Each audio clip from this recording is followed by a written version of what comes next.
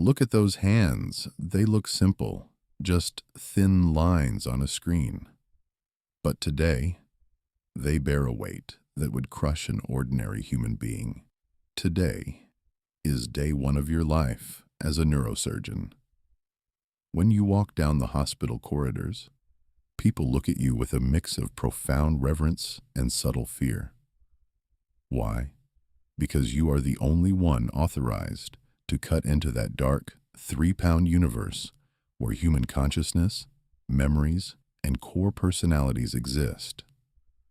While your old friends are out at a bar, you are staring at an MRI, trying to resect an invading tumor without erasing a human being's soul. Do you remember entering the operating theater for the first time? The sharp, sterile smell, the relentless rhythm of the heart monitor.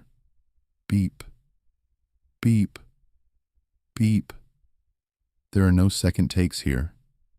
The person under those sheets is someone's mother, father, or child. Their entire future hinges on the absolute precision of your stickman fingers. Getting here was a brutal test of endurance.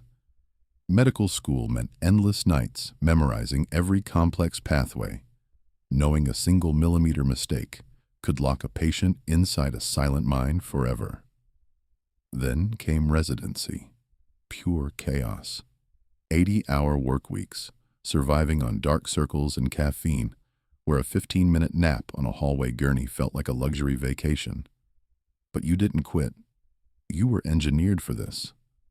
Now, the training wheels are off. You stand isolated in the freezing theater. Your cartoon brows are furrowed. Your eyes are locked onto the surgical field. You lean into the microscope, navigating a web of cerebral vessels thinner than a strand of hair. The external world completely dissolves. Hunger, thirst, time. None of it matters. Your stick-figure hands must trace lines with the icy precision of a machine. The most surreal cases are awake craniotomies. Since the brain feels no pain, you wake the patient mid-surgery. While your instruments are deep inside their cortex, they strum a guitar or chat about the weather. You need this real-time feedback to protect their speech and motor zones.